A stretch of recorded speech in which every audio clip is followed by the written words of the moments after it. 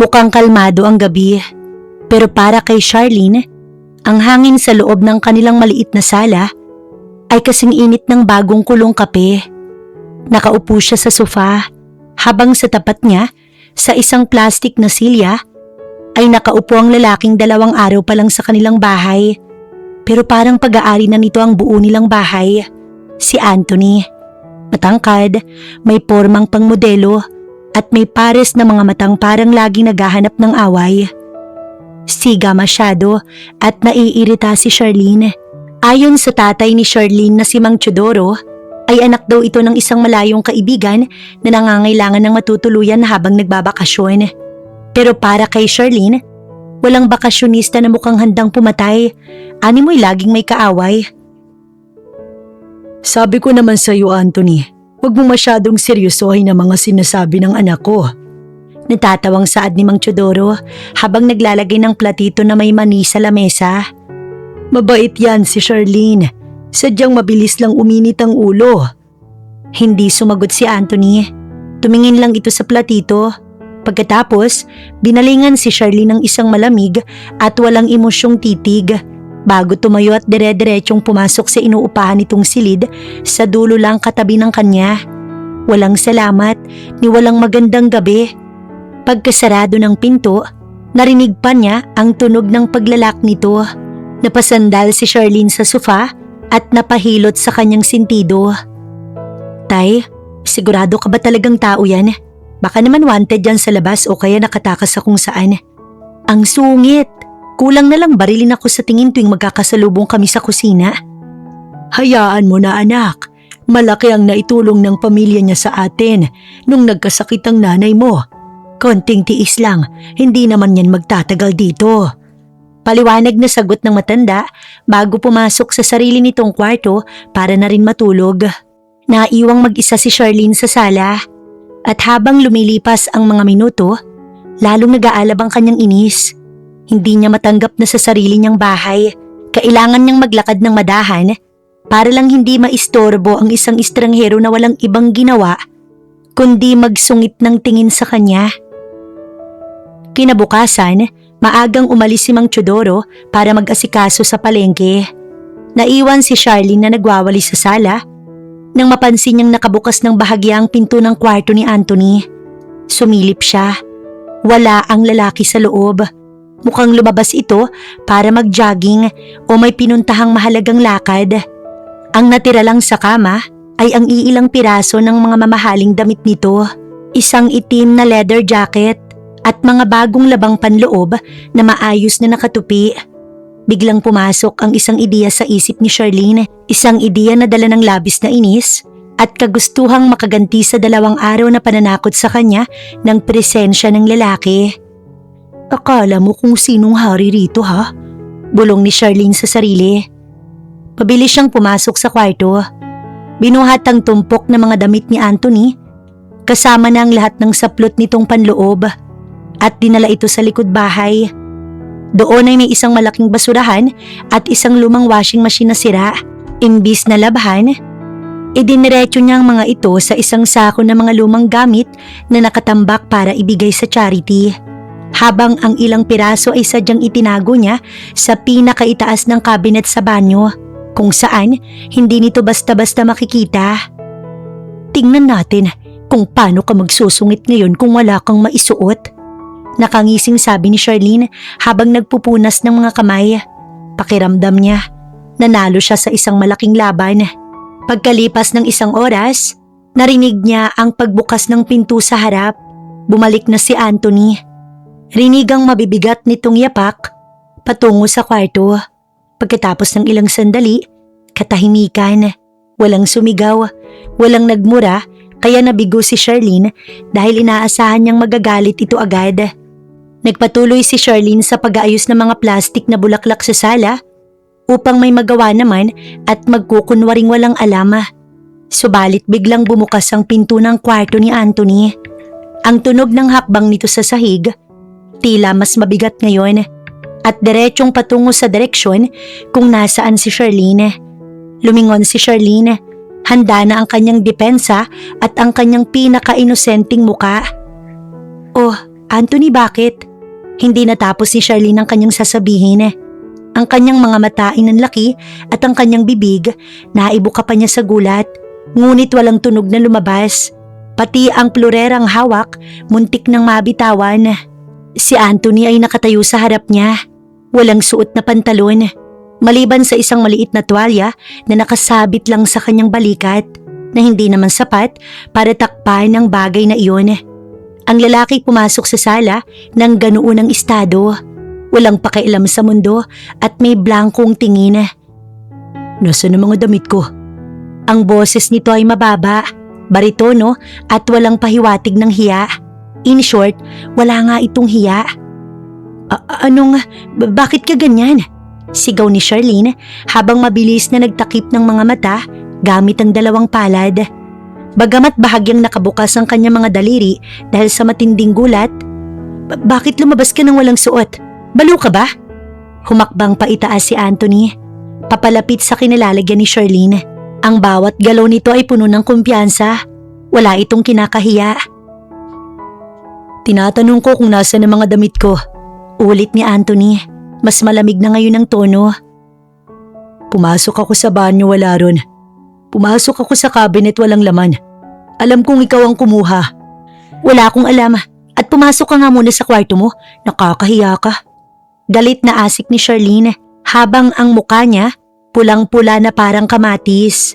Hindi niya alam kung saan titingin dahil kahit nakatakip ang kanyang mga kamay, kitang-kita pa rin ang matitigas na muscles sa tiyan at dibdib ng lalaki. Sa halip na umurong, mas lalong lumapit si Anthony. Nararamdaman na ni Charlene ang init ng katawan nito dahil sa malapit nilang distansya. Biglang ibinaba ni Anthony ang kanyang kamay at hinawakan ng tuwalya sa kanyang balikat bago ito dinala sa kanyang bewang. Ngunit bago pa man ito maitali ng maayos, tila na insulto ang kanyang pride sa ginawa ng babae. Tiningnan ni Anthony si Charlene mula ulo hanggang paa. Isang mapang-asar ng ngiti ang sumilay sa kanyang mga labi na ngayon lang nakita ng babae. Isang ngiti na puno ng kakaibang kahulugan. Kaya mo ba tinapon ang mga saplot ko dahil gusto mong makita to? Ang ano? Bahagyang ibinaba ni Anthony ang hawak nitong tuwalya sa harap ni Charlene. Aba, kung ito ang habol mo, hindi mo na kailangang magbawas ng gamit ko. Pwede namang hilingin ng direkta. Napaurong si Charlene hanggang sa tumama ang kanyang likod sa pader. Ang kanyang puso tumibok ng napakabilis. Hindi dahil sa takot, kundi dahil sa matinding kombinasyon ng gulat, hiya at ang katotohanang ang suplado na ito ay may hawak palang kakaibang lakas ng loob na hindi niya inaasahan. Sa bagay, maipagmamalaki naman. Wala akong habol sa bagay niyan. Sigaw ni Charlene habang pilit na ibinabaling ang tingin sa kisame. Isuot mo yan ngayon din. Hindi alam ni Charlene na ang lalaking ginantihan niya dahil sa pagsusungit nito at ang lalaking sa tingin niya isang ordinaryong bastos at suplado ay ang pinakamataas na pinuno pala ng isang kilalang sindikato sa labas ng bansa. At sa oras na to, ang mafia boss na ito naniniwala ng dalagang si Charlene may lihim na pagnanasa sa kanyang natatagong armas. Hindi malaman ni Charlene kung hihimatayin siya sa galit o sa sobrang hiya niya. Nanatili siyang nakasandal sa pader, nakapikit ang mga mata, habang nararamdaman ang marahang pagdaan ng hangin mula sa bentilador. Sa tapat niya, nakatayo pa rin si Anthony. Walang katinag-tinag, walang bahid ng hiya. At tila ba ang buong sitwasyon isang matinding negosasyon lang sa pagitan ng dalawang panig. Buksan mo ang mga mata mo. Utos ni Anthony. Ang boses nito, kalmado ngunit may natural na otoridad na hindi nakasanayan ni Charlene. Ultimo ama niya. Ayaw niyang sundin kung minsan. Tapos ito, uutusan lang siya. Ayoko, magsuot ka muna ng short kahit basahan isuot mo. Singhal ni Charlene. Ramdam niya ang init sa kanyang mga pisngi na siguradong pulang-pula ngayon. Narinig niya ang mahinang pagbuntong hininga ng lalaki. Kasunod ng kaluskus ng tela, ipinilupot na rin sa wakas ni Anthony ang tuwalya sa kanyang bewang. Bagamat medyo maikli ito para sa kanyang matangkad na pangangatawan. Tapos na, buksan mo na. Dahan-dahang idinilat ni Charlene ang isang mata nang masigurong nakatali ng tuwalya at wala nang nakalantad na banta sa kanyang inosenteng paningin. Tuluyan niya nang binuksan ang dalawang mata at tiningnan ng masama ang lalaki. "Napakabastos mo," angal ni Charlene habang itinuturo ang mukha ng lalaki. "Sa loob ng bahay na to may mga patakaran. Hindi ka pwedeng magpalakad-lakad na parang bagong silang na sanggol na ayos lang na walang saplot dito sa bahay namin." "Ikaw ang nagsimula," depensa ni Anthony habang nakasandal na ngayon sa sandalan ng sofa. Magka-cross sa mga braso. "Nawala ang mga damit ko pagkaalis mo sa kwarto ko. Sa mundong ginagalawan ko, kapag may kumuha ng pag-aari mo, ibig sabihin na hinahamon ka nito. Or kaya naman, may gusto silang makuha mula sa akin." "Ang kapal din ng mukha mo, no? Akala mo ba talaga gusto kong makita yung ano mo? Itinatabi ko lang naman yung mga damit mo dahil nagkalat. At saka naghihiganti lang ako dahil napakasungit mo." "Nagalok ako ng bayad sa tatay mo na higit pa sa hinihingi nyo. Hindi ko obligasyong maging masiyahin sa harap mo." "Aba?" Hindi na natapos ni Charlene ang sasabihin nang biglang marinig ang tunog ng tricycle sa tapat ng kanilang gate. Yun ay hudyat na dumating na si Mang Teodoro mula sa palengke. "Ay, kabayo!" bulong ni Charlene. Agad niyang itinulak si Anthony sa braso na parang tumama ang kamay niya sa isang solidong pader ng semento. "Pumasok ka na sa kwarto mo. Bilisan mo. Kapag nakita ka ni tatay na ganyan ang suot, baka atakihin sa puso yun." Tumingin si Anthony sa kanyang braso kung saan siya itinulak ng babae bago muling tiningnan si Charlene. May kakaibang kislap sa mga mata nito. Tila natutuwa sa taranta ng dalaga. Imbis na magmadali, mabagal itong humakbang pabalik sa silid nito. Ngunit bago isara ang pinto, lumingon muna ito. "Ibalik mo ang mga pantalon ko, Charlene. Kung hindi, lalabas ulit ako ng ganito." Banta nito bago tuluyang isara ang pinto. Naiwang nakatayo si Charlene sa sala. Hawak ang kanyang dibdib na mabilis pa rin ang tibok. "Sinasabi ko na nga ba, may sayad ang isang yun. Gwapo sana pero sira ang ulo." Pagsapit ng hapon, medyo humupa na ang tensyon. Pero hindi pa rin kinakausap ni Charlene si Anthony. Palihim na lang niyang ibinalik ang damit nito sa tapat ng pinto ng kwarto habang natutulog ang kanyang tatay. Ayaw niyang humaba pa ang usapan. Lalo na't natatakot siyang tutuhanin ng lalaki ang banta nitong maglakad ng walang saplot sa kanilang bahay. Habang nagluluto ng hapunan si Charlene, napansin niyang muling lumabas si Anthony. Sa pagkakataong to, maayos na ang suot nito. Isang simpleng itim na t-shirt at maong na pantalon. Pero kahit simpleng damit lang, mukha pa rin itong modelo. Gwapo naman talaga, hindi niya maipagkakaila. Nakakainis lang talaga ito. Dire-diretsyong lumabas ng gate si Anthony nang hindi nagpapaalam. Saan naman kaya pupunta ang supladong yun? Bulong ni Charlene habang naghihiwa ng sibuyas. Dahil sa umaapaw na kuryosidad, iniwan muna ni Charlene ang niluluto sa mahinang apoy at sumunod sa labas ng gate. Nakita niyang naglalakad si Anthony patungo sa dulo ng kanilang kalsada, kung saan may isang madilim na iskinita na bihirang daanan ng mga tao dahil walang ilaw. May kaduda-duda talaga sa lalaking to eh. Sabik na sabi ni Charlene sa sarili habang maingat na sumusunod. Nagtatago sa likod ng mga nakaparadang sasakyan at mga halaman. Nang makarating si Anthony sa pinakamadilim na bahagi ng iskinita, huminto ito. May kinuha ito mula sa kanyang bulsa. Isang cellphone. Sumandal ito sa pader at may tinawagan. Lumapit si Charlene. Mabilis na nagtago si Charlene sa likod ng isang malaking drum ng tubig. Pinipigilan ang kanyang paghinga para marinig ang usapan. "Ano ang balita sa Italia?" tanong ni Anthony. Ang boses nito mas malamig pa kaysa sa pinapakita nito sa kanila at ang bigkas niya ay madiin na parang may kakaibang accent. "Nalaman ba ng pamilya ng mga Gambino kung nasan ako?" May nagsasalita sa kabilang linya, ngunit hindi ito marinig ni Charlene. "Mabuti naman. Mananatili muna ako rito sa Pilipinas hanggat hindi pa malinis ang sitwasyon sa Milan. Sabihin mo sa mga tauhan natin na huwag mo nang gagawa ng ingay. Ang sino mang magtangka na magbenta ng impormasyon tungkol sa lokasyon ko Alam mo na kung anong dapat gawin sa kanila. Napakunot ang noo ni Charlene. Italia, Milan? Mga tauhan? Ano ba talagang trabaho ng lalaking to? Baka naman call center supervisor siya. Komportabling hula ng kanyang utak. Pero ang mga sumunod na salita ni Anthony ang tuluyang bumasag sa kanyang mga simpleng hinala. Siguraduhin mong walang makakalapit sa pamilyang nagpapatuloy sa akin dito. Ang matanda at ang anak niyang babae. Walang dapat mangyaring masama sa kanila. At kung may makapasok na kalaban, unahin na ninyong itumba bago pa sila makalapit sa bahay. Naniga si Charlene sa kinatatayuan niya. Assassin? Itumba? At tungkol naman sa babaeng kasama ko rito. Narinig ni Charlene ang bahagyang pagtawa ni Anthony sa kabilang linya. Medyo agresibo siya. Ninakaw niya ang mga damit ko kanina. Para lang mapilitan akong ipakita sa kanyang tinatago ko. Kung kailangan ko ring mag-ingat sa kanya. Hoy! Hindi kaya! Muntik nang maisigaw ni Charlene sa tindi ng inis niya. Ngunit mabilis niyang natakpan ng sariling bibig. Ang kapal talaga ng mukha ng lalaking to.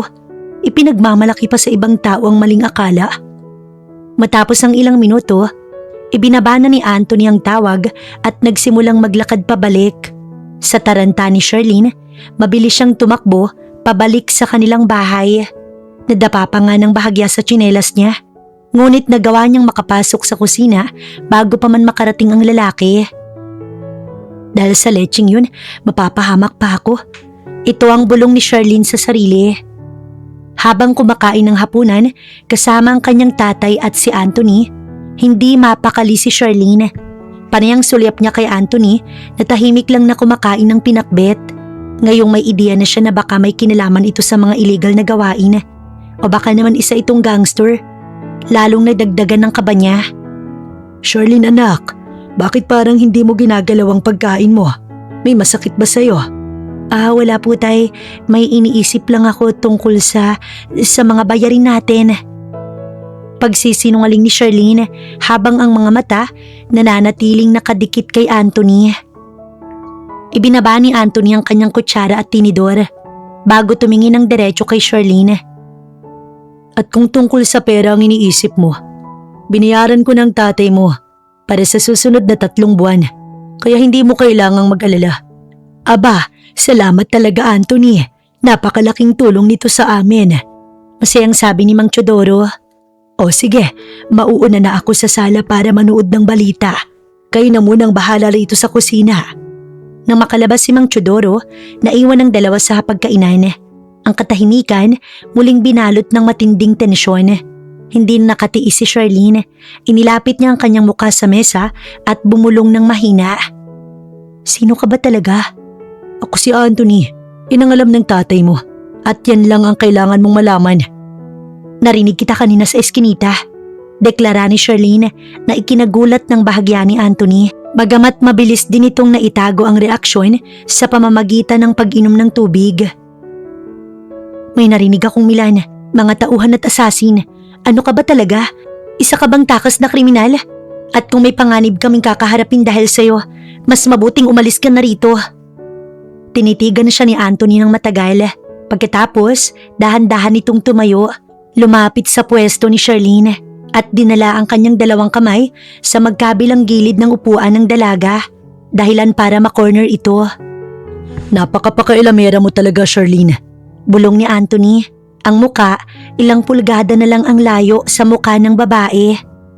Pero dahil alam mo na ang ilang detalye, bibigyan kita ng babala. Oo, may mga taong naghahanap sa akin. At oo, papanganib ako. Pero habang narito ko, ligtas kayo ng tatay mo. Ang kailangan mo lang gawin, manahimik ka. Magkunwaring walang alamat. Muling sumulyap si Anthony sa mga labi ni Charlene bago bumaba ang tingin nito sa katawan nito. Huwag mo nang tatangkain na itago ulit ang mga damit ko para lang makuha ang atensyon ko. Masunuri naman akong lalaki kung pakikiusapan ng maayos. Ang kapal talaga ng mukha mo. Gigil na sabi ni Charlene. Pilit na itinutulak ang mukha ng lalaki palayo. Umalis ka nga sa harap ko, maghuhugas ako ng pinggan. Tumawa ng mahina si Anthony. Ngayon lang narinig ni Charlene at sa kabila ng kanyang galit, tila may kakaibang kiliti itong idinulot sa kanyang puso. Tumalikod na ang lalaki at pumasok sa kwarto. Iniwan si Charlene na hawak muli ang kanyang namumulang muka. Lumipas ang 2 araw na medyo mapayapa ang takbo ng buhay nila kahit na naiinis si Charlene. At mas maayos sana kung hindi lang kasama ang mga palihim na nakakatunaw na sulyap ni Anthony tuwing magkakasalubong sila. Mas lalong naging maingat si Charlene na sa tuwing lalabas siya ng kanyang silid, sinisiguro niyang maayos ang kanyang suot at hindi siya basta-basta lilingon sa direksyon ng kwarto ng lalaki. Natatakot siyang baka isipin na naman ito na may iba siyang balak. Isang hapon, habang si Mang Teodoro ay nasa labas para dumalo sa pulong ng barangay, naiwan na naman ang 2. Katatapos lang maglinis ni Charlene sa banyo nang mapansin niyang may iniwan si Anthony na isang pirasong kulay itim na t-shirt sa ibabaw ng washing machine. Aha, may naiwan ka ring ebidensya ng kalat mo, bulong ni Charlene. Dahil ayaw niyang muling mapagbintangan na nagnanakaw ng saplot, nagpa siyang kumatok na lang sa kwarto nito para iabot ang damit. Lumapit siya sa pinto at kumatok ng 3 beses. Anthony, may naiwan kang damit dun sa labas, iabot ko lang. Walang sumasagot. Kumatok ulit siya, mas malakas na sa pagkakataong to. Hoy suplado, naririnig mo ba ako? Huwag mo nga akong maisnab-isnab dyan, baka ihagis ko talaga to sa bubong. Dahil wala pa ring tugon at medyo nakabukas naman ang bahagya ang pinto, itinulak ito ni Charlene. Papasok ako ha, iiwan ko lang to sa… Hindi natapos ni Charlene ang kanyang salita dahil sa kanyang nadatnan.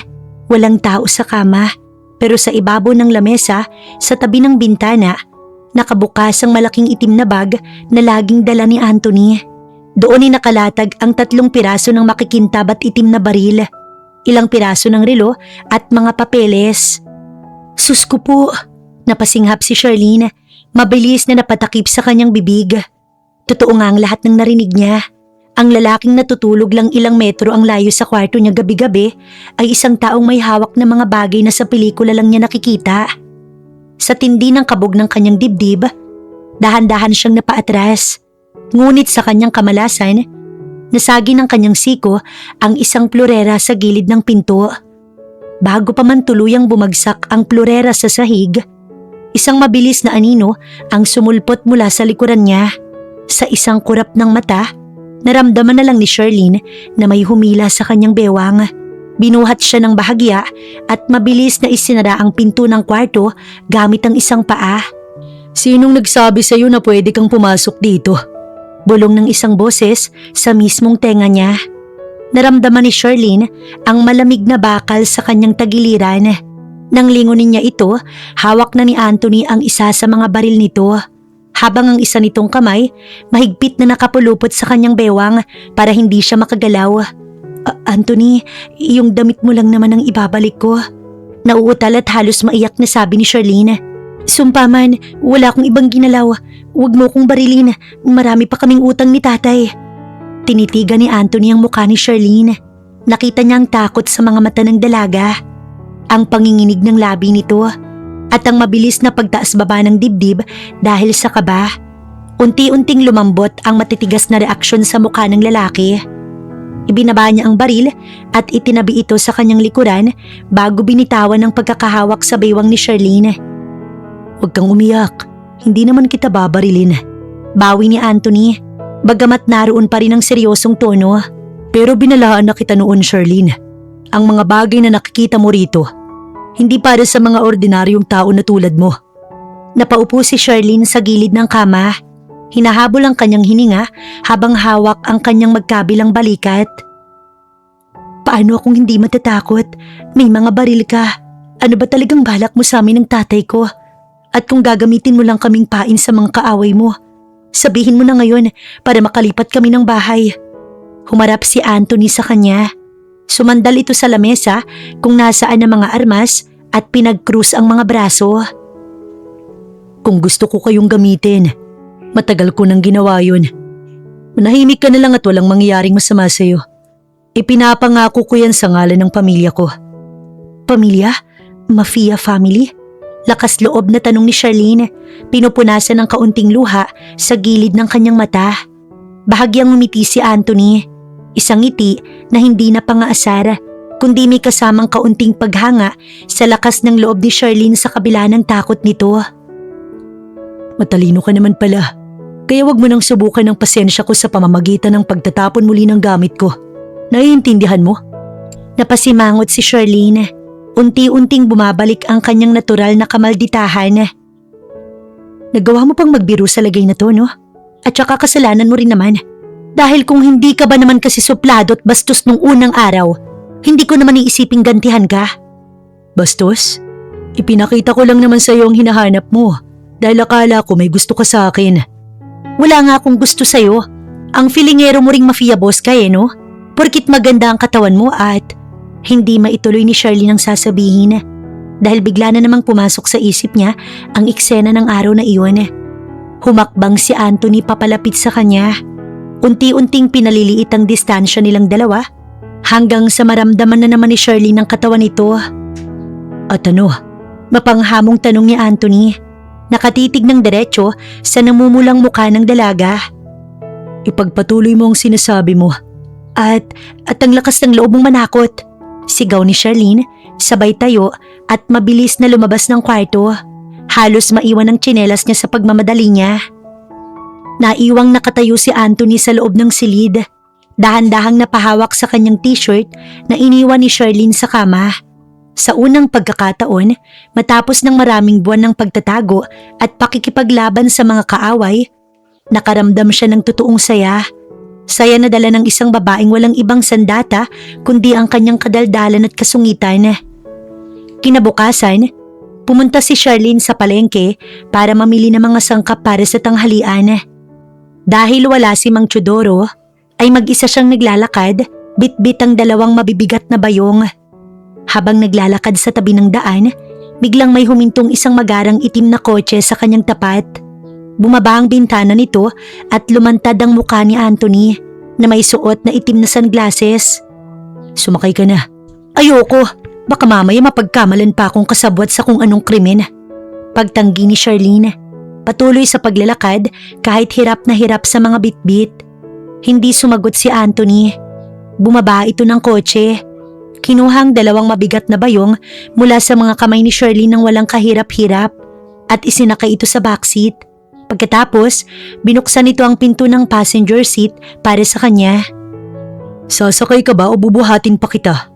Dahil sa takot na totoong buhatin siya nito sa harap ng maraming tao sa palengke, padabog na sumakay si Charlene. Pagkaandar ng sasakyan, tahimik lang silang dalawa hanggang sa mapansin ni Charlene na hindi pamilyar ang daan na kanilang tinatahak. Hoy, daan sa amin to ah. Saan tayo pupunta? May bibilhin lang ako. Huminto sila sa isang malaking mall sa syudad.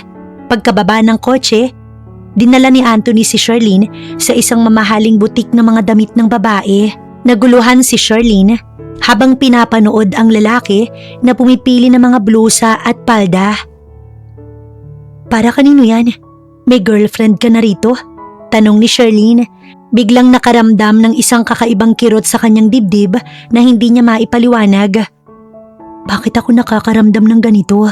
Ano naman kung may girlfriend siya? Saway niya sa sarili. Tumingin sa kanya si Anthony. Ibinaba ang isang kulay pulang bestida sa tapat ng katawan ni Charlene para sukatin ang laki nito. Para sa ito. Sa akin, bakit naman ako bibigyan ng damit ng isang katulad mo? Inilapit ni Anthony ang kanyang muka sa tenga ni Charlene habang kunwaring nag-aayos ng mga damit sa rack. Para may maisusuot ka kapag itinatapon ko ang mga damit mo sa susunod. At saka, tiningnan niya ito mula ulo hanggang paa gamit ang isang mapang-asar na tingin. Mas gusto kong makita kang maayos ang suot kapag pinapanood mo ko. Napakayabang mo talaga! Asik ni Charlene, ngunit deep inside, ang kanyang puso nagwawala na sa tindi ng kilig at gulat. Habang nagbabayad si Anthony sa counter, may lumapit na isang matangkad at gwapong sales assistant kay Charlene para mag-alok. Miss, bagay po sa inyong kulay ng damit na pinili ng kasama nyo. At kung gusto nyo, may iba pa kaming stock sa loob. Salamat, sige, patingin naman. Hindi pa natatapos ng sales assistant ang kanyang sasabihin nang biglang sumulpot si Anthony sa tabi ni Charlene. Inilagay nito ang isang kamay sa likod ng baywang ng dalaga. Humakbang ng napakalapit at tinitigan ng sales assistant ng isang napakalamig at nakakamatay na tingin. Ang tingin na handang magpasabog ng gusali. Tapos na kaming mamili. Huwag mo na siyang kausapin. Maotoridad na sabi ni Anthony sa empleyado na biglang namutla at napaurong sa takot. Hinaltak ni Anthony si Charlene palabas ng shop. Habang naglalakad sa hallway, hindi mapigilan ni Charlene ang mapangiti habang nakatingin sa mukha ng lalaki. Silosa ka pala, Mr. Mafia. Kantsaw ni Charlene. Huminto si Anthony. Binitiwan ng pagkakahawak sa kanya at tumingin ng diretso. Hindi ako nagsiselos. Pinoprotektahan ko lang ang pag-aari ko. Anong pag-aari? Hindi mo ko pag-aari. Pansamantala, habang nakatira ako sa bahay ninyo, lahat ng kasama ko responsibilidad ko. Kasama ka na roon. Seryosong saad nito, pero may kasamang malambot na kislap sa mga mata na naging sapat para tuluyang matunaw ang natitirang inis sa puso ni Charlene. Naging mabilis ang paglipas ng araw at ang dating malamig na kapaligiran ni Mang Teodoro ay unti-unting napalitan ng isang kakaibang pakiramdam. Si Anthony na dating halos hindi lumalabas ng silid kundi para kumain ay mas madalas na ngayong nakikitang nakaupo sa sala. Nagbabasa ng dyaryo o kaya naman tahimik na pinapanood si Charlene habang nag-aayos ng gawaing bahay. Isang gabi, habang mahimbing na natutulog si Mang Teodoro, hindi dalawin ng antok si Charlene. Lumabas siya ng kwarto para uminom ng tubig. Patay ang lahat ng ilaw sa bahay, maliban sa maliit na bumbilya sa kusina. Pagdating niya sa lababo, nagulat siya nang makita ang isang matangkad na anino na nakatayo malapit sa bintana. Nakatingin sa labas habang humihit-hit ng sigarilyo. Hindi ka ba makatulog? Mahinang tanong ni Charlene para hindi magising ang kanyang tatay. Ibinaba ni Anthony ang sigarilyo at dahan-dahang lumingon. Sa dilim, kitang-kita pa rin ang talas ng kanyang mga mata. Masanay ako sa gabi. Sa mundong pinanggalingan ko, ang pagtulog ng mahimbing na pwedeng magdulot ng kamatayan. Lumapit si Charlene, hawak ang kanyang baso ng tubig. Sa unang pagkakataon, nakita niyang kaunting lungkot sa mga mata ng lalaki. Palagi ka bang natatakot para sa buhay mo? Humakbang si Anthony, papalapit sa kanya. Ang init ng katawan nito ay agad na pumatay sa malamig na hangin ng gabi. Hindi takot ang nararamdaman ko, Charlene, kundi pagod. Pagod na sa mga taong walang ibang gustong gawin kundi kunin ang posisyon ko, ang kapangyarihan ko. Tinitigan niya ng matagal ang mukha ng dalaga. Pero simula nang mapadpad ako rito, parang nakalimutan ko kung paano maging alerto. Masyadong mapayapa at ang ingay ng kadaldalan mo. Ayos lang sa akin. Naramdaman ni Charlene ang mabilis na pagtibok ng kanyang puso. Binubola mo ba ako, Mr. Mafia? Bahagyang ngumiti si Anthony.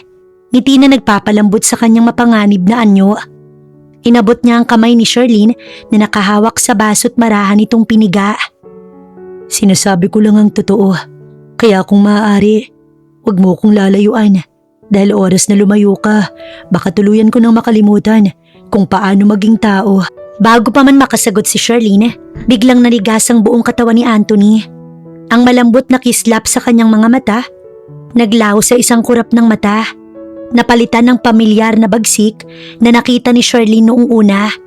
Ang bilis nitong magbago ng mood. Mabilis na binitiwan ni Anthony ang kamay ng dalaga at hinila ito sa kanyang likuran habang ang isa nitong kamay otomatikong bumunot ng baril na nakasukbit sa kanyang likurang baywang. Anthony, bakit? Shh! Huwag kang maingay. Ang boses ay seryoso. May tao sa labas ng bakod nyo. 3 sila at hindi sila kung sino lang. Nanlaki ang mata ni Charlene sa tindi ng kabang naramdaman niya. Sa bintana ng kusina, nakita niya ang marahang paggalaw ng mga halaman sa kanilang bakuran. May 3 anino na mga kalalakihan na may hawak na mahabang bagay, mga baril na may silencer. Diyos ko, si tatay. Manatili ka rito. Huwag kang aalis. Hindi ka nila makikita rito. Utos ni Anthony habang ikinasa ang kanyang sariling baril. Pupuntahan ko ang tatay mo. Sasamahan kita. Sinabi ng wag. Medyo madiing bulong ni Anthony bago mabilis na gumapang patungo sa kwarto ni Mang Teodoro. Subalit bago pa man makarating si Anthony, narinig ang malakas na pagkabasag ng salamin na naroon sa sala. Nakapasok na ang mga kalaban. Dahil sa tindi ng takot para sa kanyang ama, hindi nakinig si Charlene sa utos ni Anthony. Dinampot niya ang pinakamalaking kawali sa tabi ng kalan at ang isang bote ng toyo na pwedeng ibato sa mga pumasok. Isang lalaking nakabonet ang dahan-dahang pumasok sa kusina. Nakatutok ang baril sa paligid. Hindi ito napansin ni Charlene na nakatago sa likod ng pinto ng refrigerator. Sa pagiging alerto ni Charlene, walang takot na iniangat ni Charlene ang kawali at buong lakas na inihampas ito sa likod ng ulo ng lalaki. Ang tunog ng bakal na tumama sa bungo ay umalingaw-ngaw sa kusina. Napamura ang lalaki at napaatras, ngunit hindi ito tuluyang natumba. Lumingon ito kay Charlene ng may galit na mga mata at itinutok ang baril sa dalaga. "Katapusan mo na, pakailamera," asik ng lalaki. "Charlene, dapa!" sigaw ng isang boses mula sa pasilyo. Mabilis na napadapa sa sahig si Charlene. Kasunod nito ang magkakasunod na mahihinang tunog ng putok ng baril. Ang mga bala mula sa baril ni Anthony ay tumama ng eksakto sa dibdib ng kalaban. Dahilan upang tuluyan itong bumagsak sa sahig ng walang buhay. Bago pa man makabangon si Charlene, naramdaman niya ang isang pares ng malalakas na braso na binuhat siya paitaas at isinandal sa dingding. Si Anthony, hingal na hingal, ngunit ang mga mata puno ng matinding pag-aalala habang sinusuri ang buong katawan ng babae. "Baliw ka ba? Sinabi kong huwag kang aalis dito. Paano kung natamaan ka? Paano kung napatay ka nila?" Nakita kong papasok siya, kaya hinampas ko ng kawali. At saka, nasan si tatay? "Ligtas ang tatay mo. Nasa ilalim siya ng kama. At binantayan siya ng isa sa mga tauhan ko na kararating lang." Paliwanag ni Anthony, habang unti-unting humuhupa ang kanyang galit nang makitang walang galos ang dalaga. Biglang narinig ang mga sirena ng pulis sa labas ng subdivision. Mukhang tumawag ng saklolo ang mga kapitbahay dahil sa kakaibang mga kilos ng mga sasakyan sa labas. Tumingin si Anthony sa bintana. Pagkatapos, muling binalingan si Charlene. May kakaibang lungkot sa kanyang mga mata na nagpapakaba sa dibdib ng babae. "Nahanap na nila ako, Charlene. Hindi naligtas para sa inyo kung mananatili pa ako rito. Kailangan ko nang umalis bago pa mag-imbestiga ang mga otoridad." "Aalis ka? Paano? Paano mga damit mo? Paano ang kasunduan natin?" Inilapit ni Anthony ang kanyang muka. Hinawakan na magkabilang pisngi ni Charlene at sa isang mabilis ngunit punong-puno ng emosyong galaw, iniwan niya ang isang mabilis na halik sa noo ng dalaga. "Itabi mo ang mga damit ko, Charlene, dahil babalik ako para kunin ang mga yan. Kasama ka." Bulong ng mafia boss bago mabilis na tumalon palabas ng bintana ng kusina at naglaho sa dilim ng gabi. 3 buwan nang mabilis na lumipas, matapos ang gabing yon, ang buhay ni na Charlene at Mang Teodoro ay bumalik sa normal. Bagamat may kaunting pagbabago, ang kanilang maliit na bahay ay palihim na binabantayan ng mga sasakyan na nakaparada sa dulo ng kalsada. Isang patunay na kahit wala si Anthony, hindi nito pinabayaan ang kanilang kaligtasan. Naglilinis si Charlene sa sala. Hawak ang pamilyar na itim na t-shirt ni Anthony na hindi niya ipinamahagi sa charity. Palihim niya itong inaamoy tuwing gabi kapag hindi siya makatulog. "Mismo na siya, no? Mabait naman pala ang batang yon.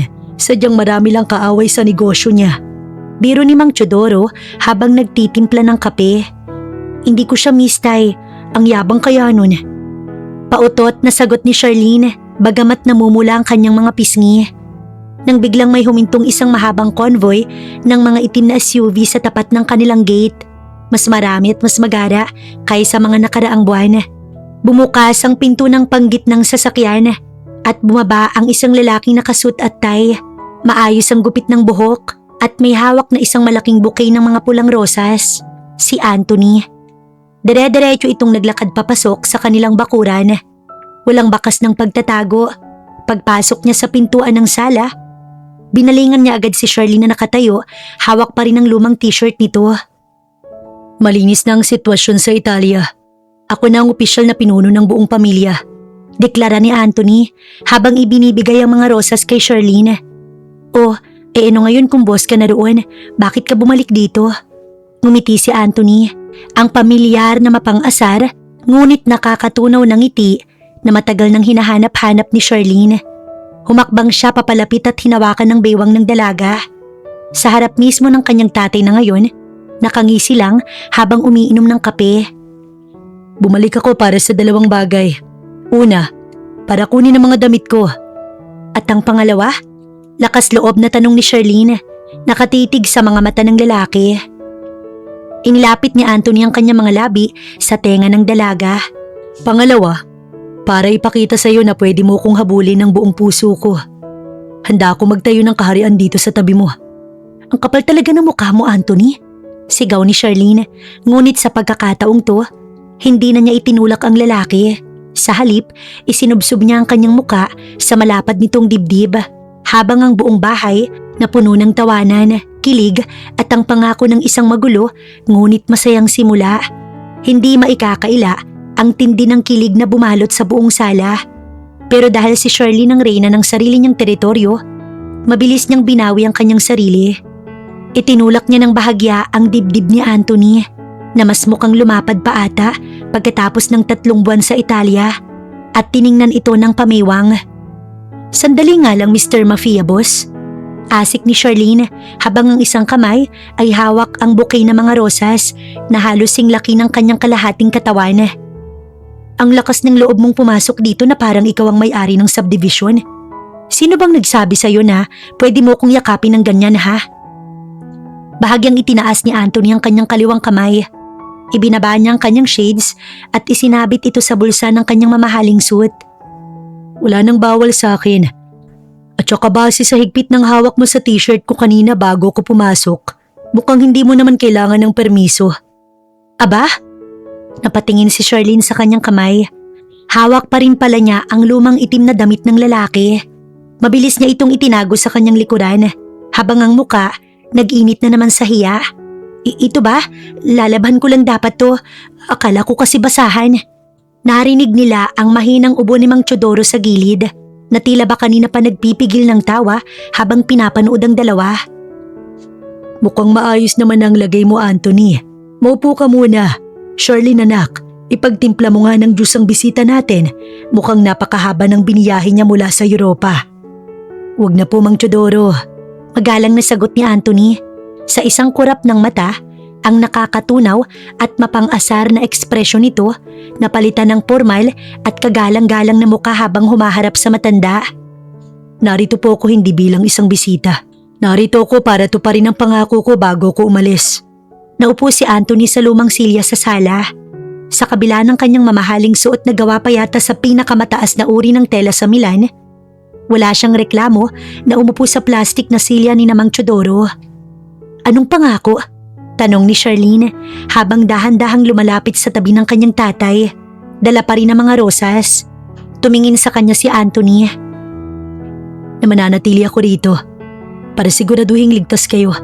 At dahil tapos na ang gulo sa pamilya ko sa Italia, nagpasya akong dito na itayo ang sentro ng mga legal na negosyo ko sa Asia. Ibig sabihin, kailangan ko uli ng matutuluyan. At talaga namang dito mo pa naisipang tumuloy sa maliit naming bahay? Dahil walang Charlene sa BGC. Simpleng sagot ni Anthony. Napatahimik si Charlene. Ang kanyang dila umurong yata dahil maging si Mang Teodoro napangiti na lang at napailing.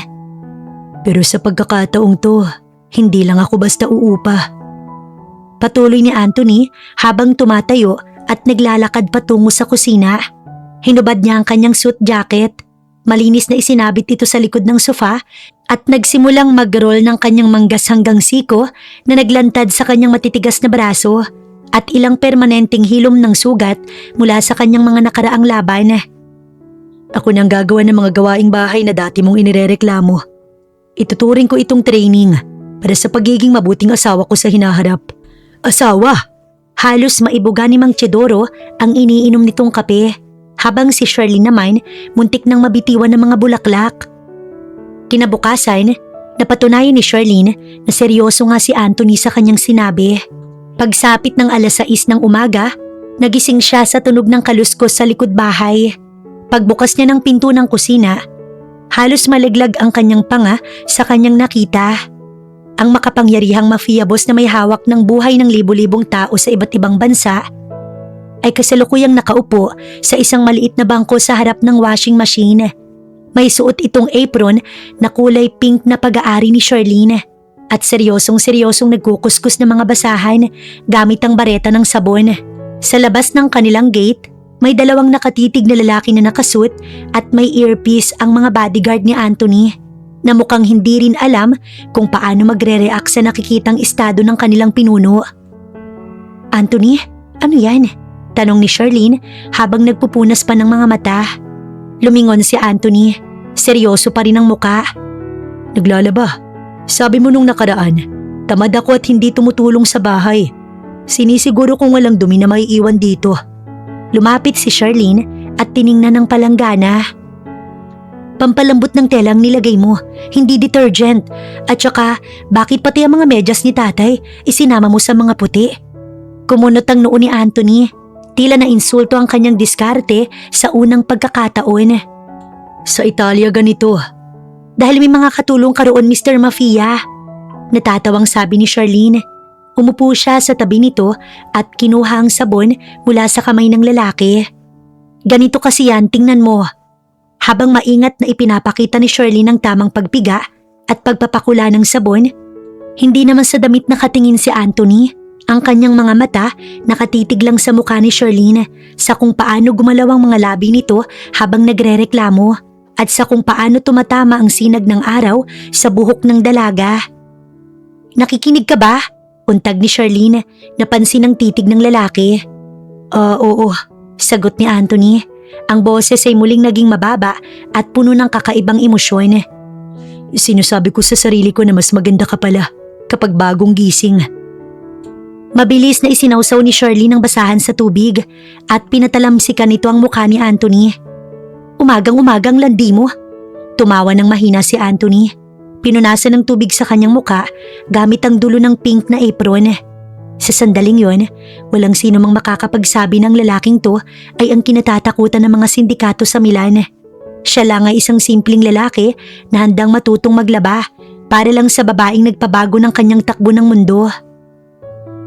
Matapos ang isang linggong pananatili ni Anthony sa kanilang bahay, nagpasya ang dalawa na maupo sa ilalim ng puno ng mangga sa kanilang bakuran.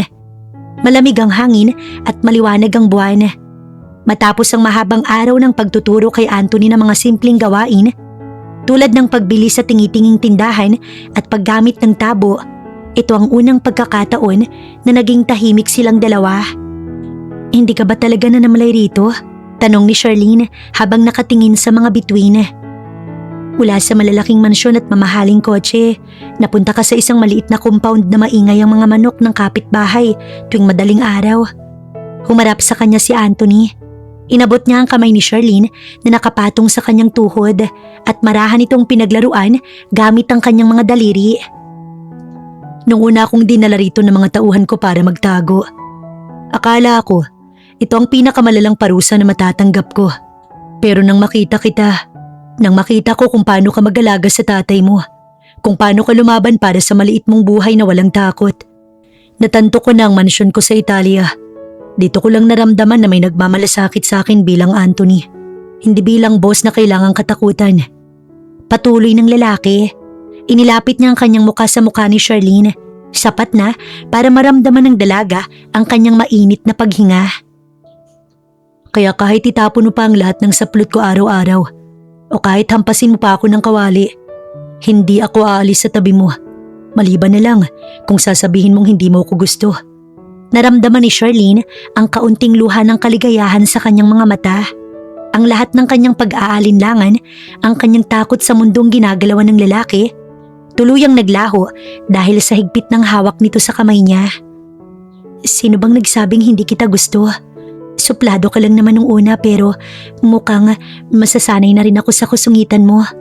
Ngumiti si Anthony, ang pinakamatamis ng ngiti na nakita ni Charlene sa buo niyang buhay. Dahan-dahan nitong inilapit ang kanyang mga labi sa mga labi ni Charlene. Iniwan nilang isang pangako na walang sino mang mafia o panganib ang pwedeng bumasag. Kung tatanungin si Shirley nung unang linggo kung paano niya ilalarawan si Anthony, ang isasagot niya ay isa itong pader. Pero nitong mga nakaraang araw, napapansin niyang unti-unti nang nagkakaroon ng lamat ang pader na iyon. Hindi dahil nasisira, kundi dahil lumalabas ang isang version ni Anthony na hindi niya akalaing nag-i-exist. Isang tanghali, habang nag-aayos si Shirley ng mga paninda sa maliit nilang sari-sari store, napansin niyang lumabas si Anthony. Wala na ang formal suit nito, naka-shorts na lang ito at puting sando.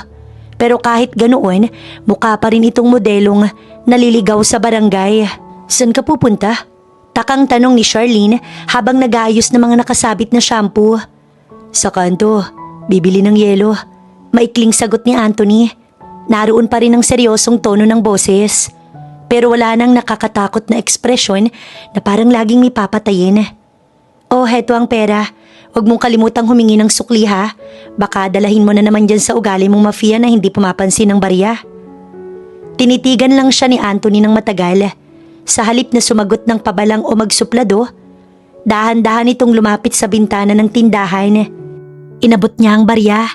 Pero sa pagkakataong to, sinadya nitong haplusin ang mga daliri ni Charlene. Ang kanyang mga mata ay bahagyang lumambot. Isang ekspresyong pilit nitong itinago sa pamamagitan ng pagbaba ng kanyang tingin. Alam ko kung paano bumili ng yelo, Charlene. Huwag mo kong ituring na parang bata. Nang makaalis si Anthony, naiwang nakatayo si Charlene na hawak ang kanyang kamay. Anong nangyari ron? Bakit parang bumabait yata? Habang naglalakad si Anthony patungo sa kanto, ramdam niya ang panunuyo ng kanyang lalamunan. Hindi dahil sa init ng panahon, kundi dahil sa kakaibang kabog sa kanyang dibdib tuwing malapit siya kay Charlene. Sa mundong ginagalawan niya, bawal ang magkaroon ng emosyon. Ang emosyon ay kahinaan. Ito ang ginagamit ng mga kalaban para pabagsakin ng isang pinuno. Kaya naman sa loob ng maraming taon, sinunod niya ang batas ng kanyang pamilya na maging bato at maging manhid. Pero iba si Charlene. Ang kadaldalan nito, ang kawalan nito ng takot sa kanyang katayuan at ang simpleng pag-aalaga nito sa kanya, unti-unting pumapasok sa mga depensa ng kanyang puso. Hindi pa niya kayang sabihin ng diretso ang nararamdaman niya dahil natatakot siya na baka ilagay lang niya sa panganib ang dalaga. Pero ang kanyang mga kilos ang kusang nagbabadya ng katotohanan. Pagbalik niya sa tindahan, nakita niyang nahihirapan si Charlene na magbuhat ng isang malaking kahon ng mga soft drinks na kararating lang mula sa delivery truck. Bago pa man makahingi ng tulong ang dalaga, mabilis na sumulpot sa likod niya si Anthony. Nang walang kahirap-hirap, pinuhat ng lalaki ang kahon gamit ang isang kamay lang, habang ang isa nitong braso ay sumadya sa gilid ng bewang ni Charlene para iurong ito palayo sa mabigat na karga. Sabi ko naman sa'yo, kung may mabigat na bubuhatin tawagin mo ko. Kaya ko naman maliit lang naman to. Ibinaba ni Anthony ang kahon sa loob ng tindahan at humarap sa kanya. Punong-puno ng pawis ang noo ng lalaki. Dahilan para lalong bumalatay ang kakisigan nito. Kumuha si Shirley ng isang malinis na tuwalya at hindi na nag-isip. Dahan-dahan niyang pinunasan ng pawis sa noo ni Anthony. Naniga si Anthony sa kinatatayuan niya. Ang kanyang mga mata na natiling nakatitig sa mga mata ni Charlene. Nararamdaman niya ang malambot na dampi ng kamay ng babae sa kanyang balat. Sa puntong yon, gusto niyang sabihin ng lahat na gusto niya ito, na hindi niya na kayang isipin ang buhay niya kung wala ang ingay nito. Pero muli niyang ipinaloob ang kanyang emosyon. Salamat. Mahinang bulong ni Anthony bago mabilis na tumalikod at pumasok sa loob ng bahay para itago ang mabilis na pagtibok ng kanyang puso. Pagsapit ng gabi, naghanda na si Mang Teodoro para matulog. Kaya naman, naiwan na naman ang dalawa sa sala para mag-ayos ng mga natitirang paninda. Tahimik lang silang gumagawa. Pero ang pakiramdam sa pagitan nila, hindi na tulad ng dati na puro inis. May nabubuo ng isang maayos at komportableng katahimikan sa kanilang pagitan. Anthony, bakit nga pala hindi ka na bumalik sa Italia? Sabi mo maayos na ang gulo. Hindi mo ba namimiss ang pagiging boss? Umupo si Anthony sa tabi niya. Kinuha ang isang panulat at tinulungan ito sa pag-compute ng mga numero. Mas gusto ko rito. Bakit naman? Dahil ba masarap ang luto ko? Tumingin ng malalim si Anthony sa kanya. Ang mga mata nito, puno ng mga salitang hindi pa nito kayang bigkasin. Nais niyang sabihin na bumalik ako dahil hindi ko kayang mabuhay na walang ikaw. Ngunit ang lumabas sa kanyang bibig, salungat sa kanyang iniisip. Dahil mas madaling magbantay ng mga gamit ko rito. Lalo na kung ang magnanakaw, palaging nasa harap ko. Ang kapal mo talaga! Tawa ni Charlene, sabay hampas ng maliit na notebook sa braso ng lalaki. Hindi gumanti si Anthony. Hinayaan lang niya ang mahinang hampas ng babae. Habang ang kanyang kanang kamay, palihim na lumapit sa likod ng upuan ni Charlene. Tila ba gumagawa ng isang invisible na yakap na nagpapakita ng pagmamahal niya kahit hindi niya pa kayang sabihin ang salitang mahal kita. Ang buong pagkatao naman niya, matagal nang sumuko sa dalaga. Hindi nagtagal ang kalmadong gabi dahil kinabukasan, isang bagong hamon ang sumubok sa pasensya ng nagbabagong buhay na mafia boss. Araw ng Sabado at naisipan ni Charlene na magsuot ng isa sa bagong bestida na binili sa kanya ni Anthony. Isang simpleng kulay asul na damit na hapit sa kanyang bewang at abot hanggang tuhod. Tay, aalis lang ako saglit. May kukunin lang akong order ng sabon kay Aling Nena sa kabilang kanto. Paalam ni Charlene habang isinusuot ang kanyang paboritong tsinelas. Kababalik lang ni Anthony mula sa kanyang morning jogging. Nasandal siya sa hamba ng pinto ng kusina. May hawak na baso ng tubig. Nang mapansin ang bihis ng dalaga, biglang tumigil ang pag-inom niya. Ang kanyang mga mata, bumaba mula sa maayos na bagsak na buhok ni Charlene. Sa lapat ng damit nito hanggang sa nakalantad nitong mga binti. Sinong kasama mo? Wala, ako lang mag-isa. Kanto lang naman ah. Binitiwan ni Anthony ang baso ng medyo malakas sa lamesa. Dahilan upang lumikha ito ng may kalakasang tunog. Magpapalit ka ng damit mo, sasamahan kita. Aba, bakit naman ako magpapalit?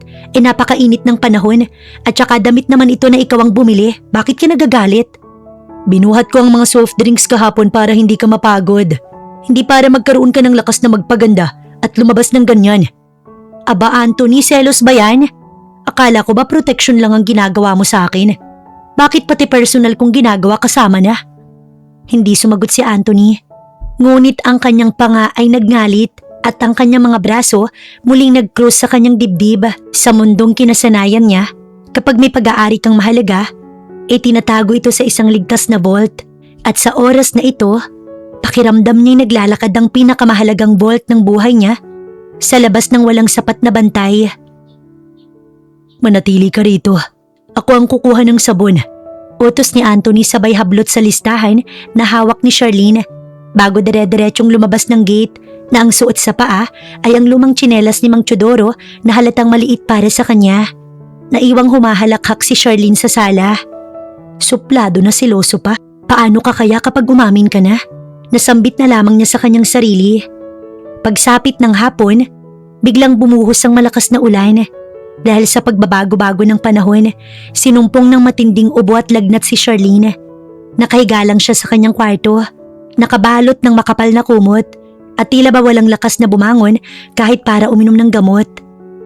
Tay, mahina niyang tawag pero naalala niyang umalis si Mang Teodoro para ihatid ang mga paninda sa kabilang barangay. Bumukas ang pinto ng kanyang silid ng dahan-dahan.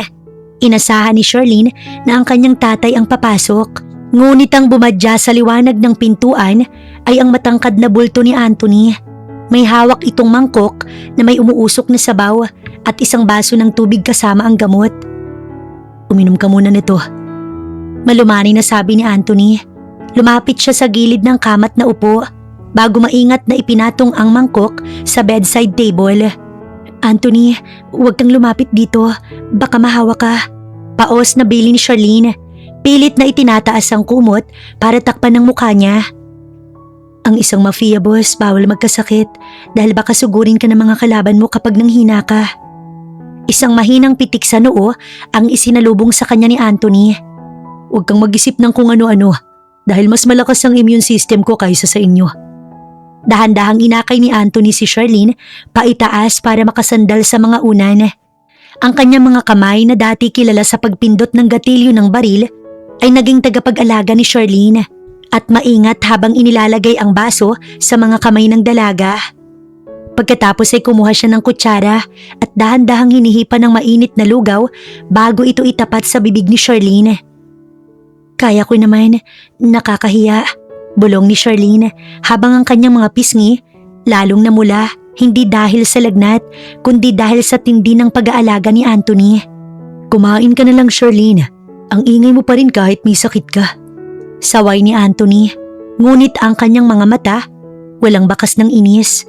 May kakaibang init at lalim sa kanyang tingin na tila ba ang mundo niya sa mga sandaling yun nakadepende sa paggaling ng babaeng nasa harap niya. Habang umunguya si Charlene, palihim niyang pinagmasdan ang mukha ni Anthony. Ang malalim nitong mga mata, ang matangos na ilong at ang mga labi na seryosong nakatitig sa bawat subo niya. Anthony, bakit? Salamat Hindi ko akalaing may side ka palang ganito. Akala ko talaga noon, puro baril at pera lang ang alam mo. Ibinaba ni Anthony ang mangkok at binalingan si Charlene. Inilagay niya ang palad sa noo ng dalaga para pakiramdaman ang init nito. Nang masiguradong medyo bumaba na ang lagnat, dahan-dahan niyang hinaplos ang gilid ng mukha ni Charlene gamit ang kanyang thumb.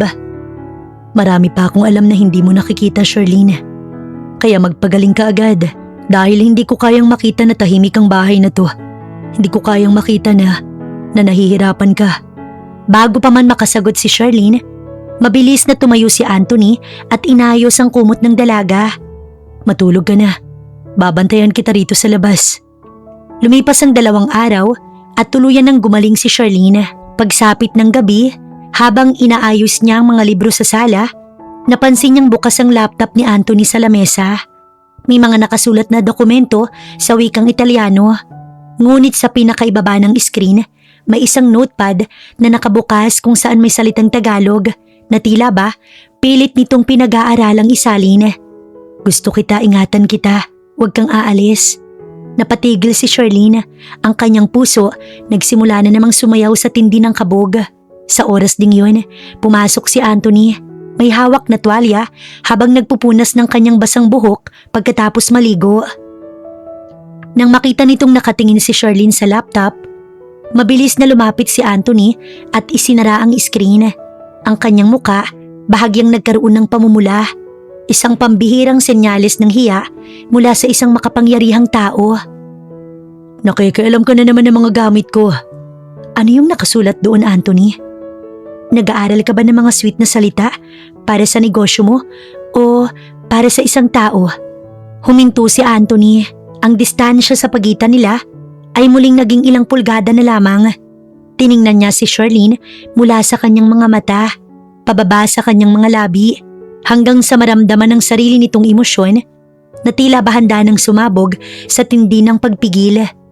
Inabot niya ang kamay ni Charlene at dinala ito sa kanyang dibdib. Doon sa tapat ng kanyang puso sa mga sandaling yon, pumapalo ng napakabilis, taliwa sa kanyang kalmadong muka. Hindi ko alam kung paano sabihin ang mga bagay na hindi ko nakasanayang bigkasin sa buong buhay ko, Charlene. Sa mundo ko, ang pagsasabi ng nararamdaman ay kahinaan.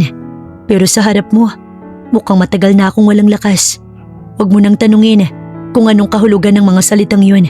Dahil ang tibok ng puso ko ngayon, yun ang pinakatotoong sagot na mayroon ako. Naiwang nakatayo si Charlene. Nakadikit ang kanyang palad sa dibdib ng lalaki.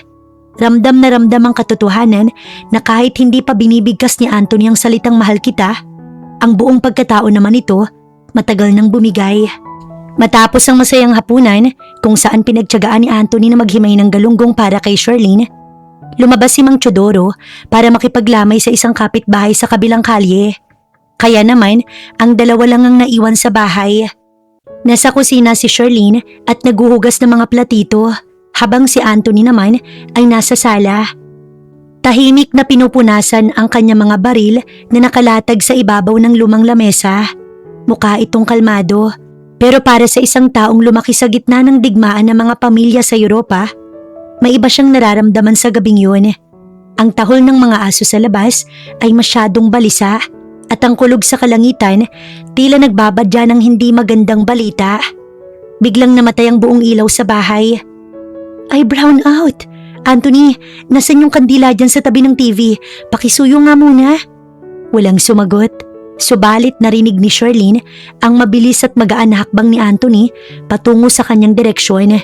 Sa isang kurap ng mata, naramdaman na lang niya ang isang malaking kamay na tumakip sa kanyang bibig at ang matigas na katawan ng lalaki na humila sa kanya pababa sa sahig sa ilalim ng lababo. Huwag kang lilikha ng kahit anong tunog. Bulong ni Anthony sa mismong tenga niya. Ang boses nito wala nang bakas ng pagiging kalmado. Para itong naging isang boses ng leader na handang pumatay gaya ng trabaho talaga nito. Hindi ito brownout. Sinira nilang main power line natin sa labas. Ang mga kalaban mo ba? Hindi ko alam, pero pinalibutan na nila ang bahay. Seryosong sagot ni Anthony habang ikinakasa ang kanyang mga gamit. May 4 sa unahan, 2 sa likod. Mukhang nalaman nila na wala rito ang mga bodyguards ko dahil pinasunod ko sila para bantayan ang tatay mo sa lamay. Naramdaman ni Charlene ang malamig na pawis na dumadaloy sa kanyang likod. Sa unang pagkakataon, nakita niya ang totoong mukha ng panganib na laging itinatago ni Anthony. Nabasag ang pinto sa unahan ng bahay. Kasunod nito, ang mabibigat na yapak ng mga sapatos na pumasok sa sala. Sa pamamagitan ng kaunting liwanag mula sa buwan na dumadaan sa bintana, nakita ni Charlene ang 2 anino ng mga lalaking may hawak ng mahabang baril na may silencer. Hanapin niyo si Anthony. Huwag niyo nga hayaang makalabas ng buhay. Utos ng isang boses na may banyagang accent. Hinawakan ng mahigpit ni Anthony ang balikat ni Charlene. Manatili ka rito. At kung anong mangyari, huwag kang lalabas dito. Maliban na lang kung ako ang tumawag sa iyo.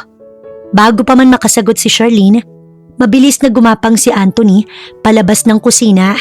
Sa tindi ng kanyang bilis, tila isa siyang multo na naglalakad sa dilim. Narinig ni Charlene ang magkakasunod na mahihinang putok, kasunod ng mga tunog ng mga katawang bumabagsak sa sahig ng sala. May ambush sa kusina! Hindi natapos ng isa sa mga kalaban ng kanyang sasabihin nang marinig ang tunog ng nabasag na buto. Si Anthony ay nakikipaglaban gamit ang kanyang mga kamay at baril. Walang takot na sinasalubong ang mga bala para lang hindi makalapit ang mga ito sa direksyon kung nasaan si Charlene.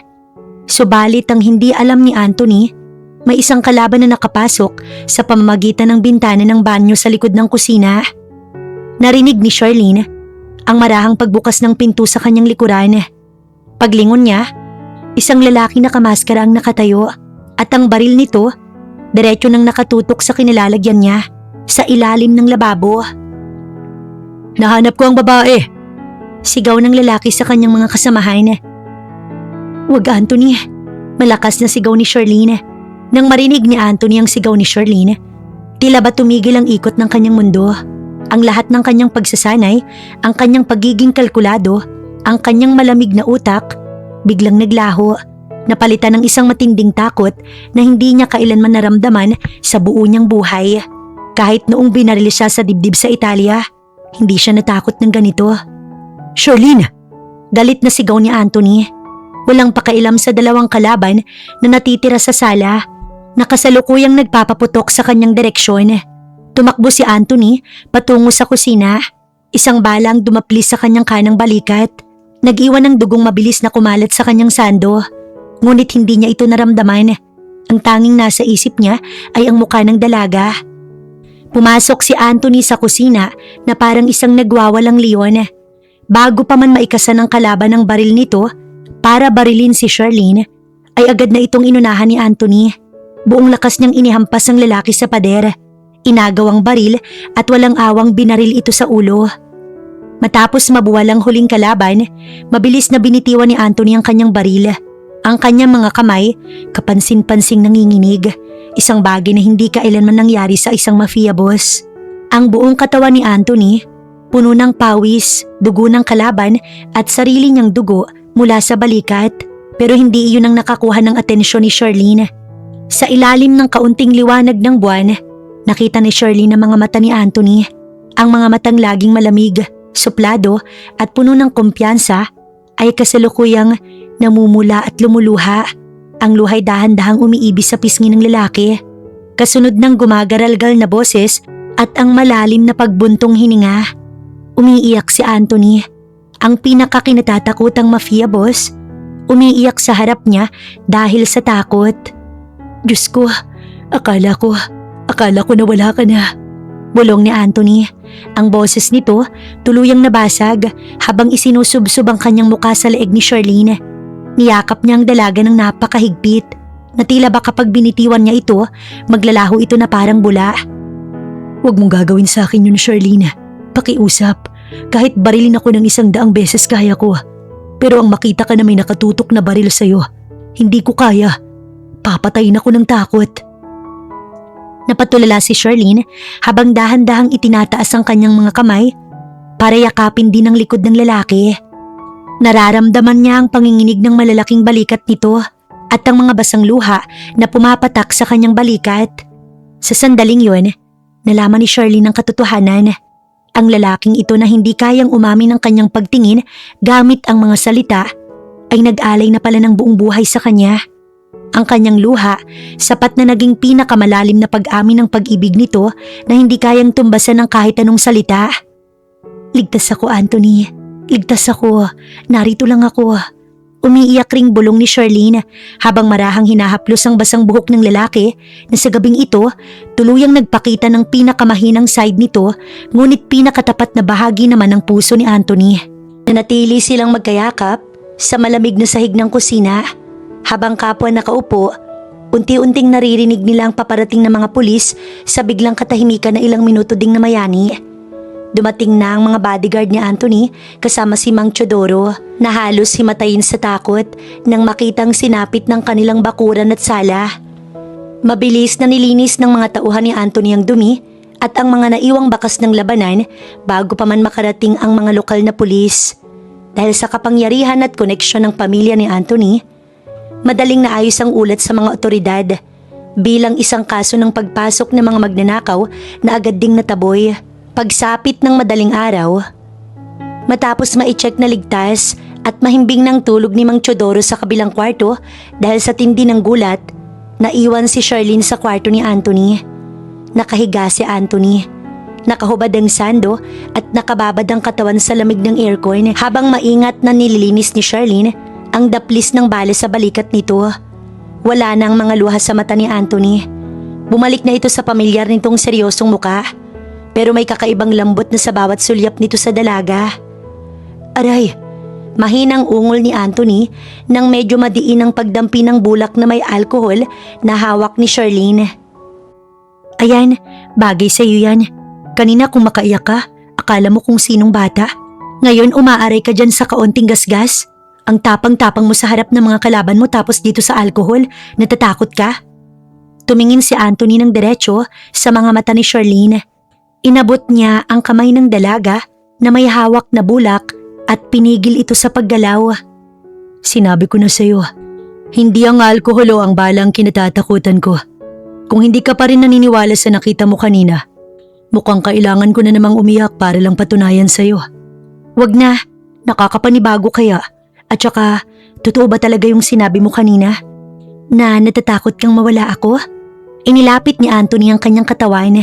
Dahilan upang maamoy ni Charlene ang pamilyar na bango nito.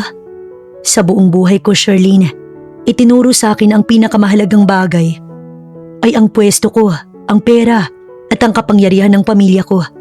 Pero noong nakita kong nakatutok ang baril sa'yo, nalaman ko na walang kwenta ang lahat ng mansyon ko sa Europa. Kung ang babaeng nagpapangiti sa akin ay mawawala na. Napatitig si Charlene sa mga labi ng lalaki. Ang kasungitan na nakita niya nung unang araw, tuluyan ng natunaw, napalitan ng isang tapat at purong emosyon na hindi niya akalaing magmumula sa isang tulad nito. Kinabukasan, medyo maayos na ang pakiramdam ng lahat. Habang nagwawali si Charlene sa sala, napansin niyang pumasok si Anthony sa banyo para mag-ahit. Dahil sa kuryosidad, sumunod siya't sumandal sa hamban ng pinto. Pinapanood ang lalaki habang naglalagay ng shaving cream sa mukha nito.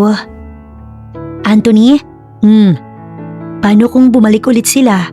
Ibig sabihin ba nito habang buhay tayong magtatagot mag-aabang ng mga kalaban? Ibinaba ni Anthony ang pang-ahit at lumingon sa kanya. Ang kalahati ng mukha nito ay may puting bula. Lumapit siya kay Charlene at nang hindi nag-iisip, pinahiran niya ng kaunting shaving cream ang dulo ng ilong ng dalaga. Hoy, ano ba? Hindi sila babalik. Ang mga tauhang sumugod kagabi ay ang huling natitirang rebelde ng pamilya ng mga Gambino. Pagkatapos ng nangyari kagabi, sinigurado na ng mga tauhan ko sa Italia na wala nang matitirang banta sa atin. Ligtas ka na, Charlene. Ligtas na ang pamilya mo. Huminga ng malalim si Charlene. Tila nabunutan ng isang malaking tinik sa dibdib. Mabuti naman kung ganun. Kasi paano na lang ang sari-sari store natin kung palaging may nasisira dyan. At saka may isa pa akong gustong sabihin sa'yo. Patuloy ni Anthony habang dahang-dahang hinahawakan na magkabilang balikat ni Charlene. Inihaharap ito sa salamin ng banyo para makita nilang dalawa ang kanilang mga refleksyon. Tingnan mo yan. Ang ano? Ang dalawang taong nasa salamin. Ang lalaki dyan ay isang suplado at mapanganib na tao. Pero ang babaeng nasa tabi niya, ang nag-iisang dahilan kung bakit gusto niyang maging mabuting tao. Charlene, hindi ko alam kung paano to sabihin sa paraang nakasanayan rito sa Pilipinas. Pero gusto kita. Higit pa sa iniisip mo. Higit pa sa buhay ko. Nanlaki ang mga mata ni Charlene. Ang kanyang puso nagsimula na namang magwala sa tindi ng kabog. Ito na ang sandaling hinihintay niya. Ang pag-amin ng isang mafia boss na dating hindi man lang marunong umiti. Gusto mo ko?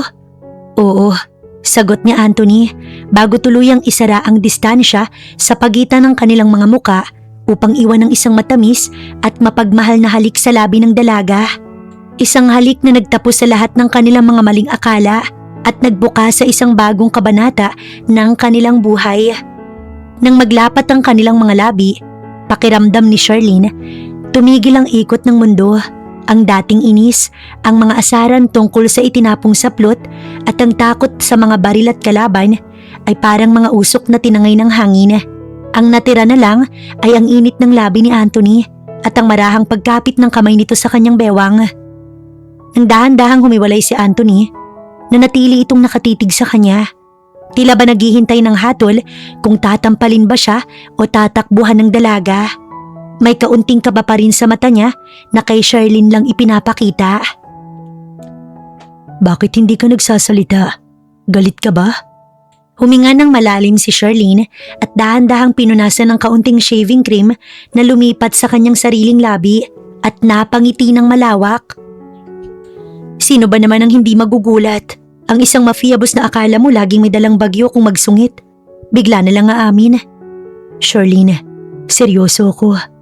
Inabot ni Charlene ng magkabilang kamay ng lalaki at pinagdaop ang kanilang mga daliri. Tiningnan niya ito ng diretsyo. Wala nang halong biro kundi puro katapatan. Seryoso rin ako, Anthony. Nung gabing umiyak ka sa kusina dahil natakot kang mapahamak ako, doon ko na-realize na hindi ko rin kayang isipin ang buhay ko kung wala ang kasungitan mo rito sa bahay. Kung gusto mo ko, matagal na rin akong hulog na hulog sa'yo. Isang malalim na buntong hininga ng ginhawa ang pinakawalan ni Anthony. Sa isang iglap, binuhat niya si Charlene dahilan upang mapatili ang dalaga at mapakapit sa kanyang mga balikat habang iniikot siya nito sa loob ng maliit na banyo. Hoy Anthony, ibaba mo ako. May bula ka pa sa muka, madudumihan ang damit ko. Ayoko, hindi kita bibitawan. Pagsapit ng hapon, habang nagmemeryenda silang tatlo sa ilalim ng puno ng mangga, napansin ni Mang Teodoro ang kakaibang kilos ng dalawa. Si Charlene, panay ang ngiti habang naghihiwa ng saging para sa maruya. Samantalang si Anthony naman, hindi na nakaupo ng tuwid at pormal. Nakasandal na ito sa tabi ni Charlene at palihim na hinahawakan ang dulo ng buhok ng dalaga. Pagkuha ng atensyon ni Mang Teodoro habang ibinababa ang kanyang baso ng tsaa. Mukhang may hindi kayo sinasabi sa akin. Anthony anak, parang mas maliwanag pa ang mukha nyo kaysa sa ilaw natin ah. Mabilis na umayos ng upo si Anthony. Humarap siya kay Mang Teodoro nang may buong paggalang, ngunit naroon pa rin ang katatagan. Mang Teodoro, may gusto po kong ihingi ng pahintulot sa inyo. Inamin ko na po kay Charlene ang nararamdaman ko para sa kanya kaninang umaga. At sinabi niya pong pareho kami nang iniisip. Aba, at ano naman ang balak mo sa anak ko, Anthony? Alam mo namang simple lang ang buhay namin dito. Ang mundong ginalawan mo, masyadong malakit mapanganib para sa kanya. Alam ko po yun. Kaya nga po binili ko na ang buong lupain sa tapat ng subdivision na to. Magtatayo ako ng isang legal na kumpanya. Mananatili ako rito sa tabi niya. Hindi ko siya dadalhin sa panganib dahil gagawin ko ang lugar na ito na pinakaligtas na parang sa aming dalawa. Kung papayag po kayo na, ligawan ko ang anak niyo ng formal. Napatanga si Charlene. Binili ang buong lupain sa tapat? Ganun ba talaga kayaman ng lalaking to? Natawa ng malakas si Mang Teodoro at tinapik ang balikat ni Anthony. Napakalaki naman ang regalo mo para sa panliligaw. Batang to. Pero sige, Anthony, nakita ko kung paano mo itaya ang buhay mo para sa anak ko kagabi. Sa mundong to, bihira ang lalaking iiyak dahil sa takot na mamatayan ng mahal sa buhay. May basbas na kayo. Gabi na naman at ang buong paligid ay tahimik. Nakaupo si Charlene sa lumang sofa sa sala, habang si Anthony naman ay nakahiga. Ang ulo nito nakapatong sa kandungan ng dalaga. Habang hinahayaan itong laruin ni Charlene ang kanyang maayos na buhok. Anthony, naalala mo ba nung unang araw na lumabas ka rito sa sala ng walang pantalon dahil itinapon ko ang mga damit mo? Dahan-dahang idinilat ni Anthony ang kanyang mga mata. Isang mapang-asar, ngunit punong-puno ng pagmamahal na sulyap ang sumilay sa kanyang muka. Oo, at sinabi ko sa iyo noon, kung yun ang habol mo, pwede mo namang hilingin ang direkta. Hoy, ang kapal mo pa rin ha? Hinila ni Anthony ang kamay ng dalaga pababa at idinala ito sa kanyang labi para iwanan ng isang marahang halik sa kanyang palad. Pero seryoso, Charlene, salamat dahil itinapon mo mga damit ko noon. Dahil kung hindi mo ginawa yun, baka hanggang ngayon, nakakulong pa rin ako sa pagiging supladong mafia boss na walang ibang alam kundi magtago. Inilapit ni Anthony ang kanyang mukha pa itaas. Pinaliliit ang espasyo sa pagitan nila hanggang sa magkatapat ang kanilang mga ilong. Ikaw ang mananatiling mahal ko, na ang buong puso ko habang buhay. At ikaw naman ang magiging pinakagwapong bebe ko. Nakangiting sagot ni Charlene bago nila muling sinalubong ang labi ni Anthony ng isang matamis na halik. Ang hapon, unti-unting napalitan ng malamig na simoy ng gabi. Kahit na nagkaroon na ng paunang pag-uusap sina Anthony at Mang Teodoro habang nagmemeryenda, alam ni Anthony na ang isang tunay na lalaki, lalo ng isang may pinagmulang tradisyonal na kultura tulad ng pamilyang Italyano, ay hindi basta-basta nagpapadala sa tawa o paimbabaw na usapan. Nais niyang iharap ang kanyang sarili ng buong katapatan. Bit-bit ang lahat ng kanyang katotohanan, maging ang kanyang madidilim na bahagi ng kanyang nakaraan. Nang makapasok si Charlene sa kusina upang maghugas ng mga pinagkainan, naiwan ang dalawang lalaki sa sala. Patay na ang telebisyon at ang tanging maririnig na tunog ay ang marahang pag-ikot ng lumang bentilador sa sulok. Mang Teodoro, formal na panimula ni Anthony. Ang kanyang likod, tuwid at ang kanyang mga kamay, maayos na nakapatong sa kanyang mga tuhod. Nais ko pong humingi ng ilang minuto ng inyong oras para sa isang seryosong usapan. Ibinaba ng matanda ang kanyang salamin sa mata at tinitigan ng binata sa kanyang harap. Sa loob ng ilang buwan, nakita niya kung paano nagbago si Anthony mula sa isang misteryoso at simpladong estranghero patungo sa isang taong handang magpakumbaba para sa anak niya. Sige Anthony, makikinig ako. Alam niyo kung anong pamilyang pinanggalingan ko. Hindi ko po ipagkakaila ng mga kamay ko. Nadumihan na ng dugo sa mundong kinalakhan ko sa Europa. Ang pangalan ko, may katumbas na takot sa maraming tao roon. Noong una akong dinala rito ng aking mga tauhan, ang tanging layunin ko, mabuhay at magtago hanggang sa matapos ang gulo. Huminto sandali si Anthony at sumulyap sa direksyon ng kusina kung nasaan si Charlene bago muling humarap sa matanda. Ngunit ang anak niyo, si Charlene ang unang taong hindi tumingin sa akin bilang isang boss. Itinuring niya ako bilang isang ordinaryong tao. Isang taong kailangan niyang sawayin kapag nagkakalat. Isang taong kailangan niyang pakainin kapag nagugutom. At isang taong pinilayas niyang takot sa puso gamit ang kanyang katapangan.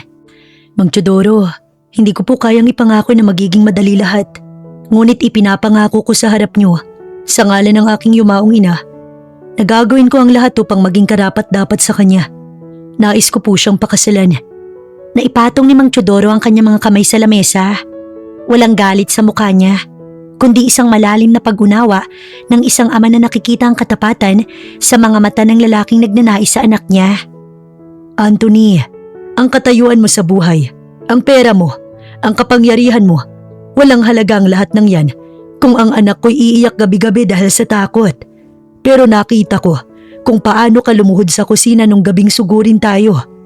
Nakita ko ang mga luha mo, hindi dahil nasugatan ka, kundi dahil natatakot kang maging huli na ang lahat para kay Charlene.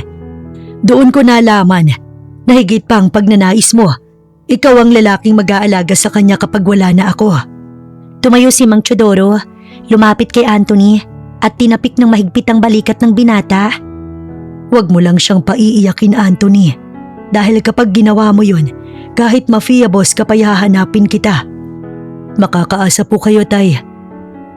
Matapos ang gabing yon, mabilis na kumalat ang balita na ikakasal na sila.